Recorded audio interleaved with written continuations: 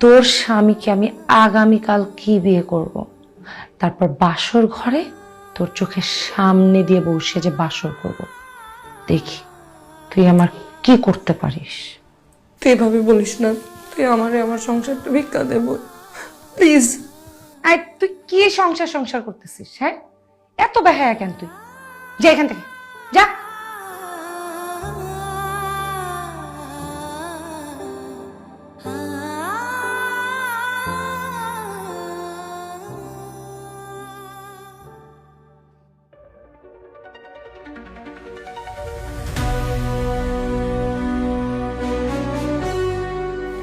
কি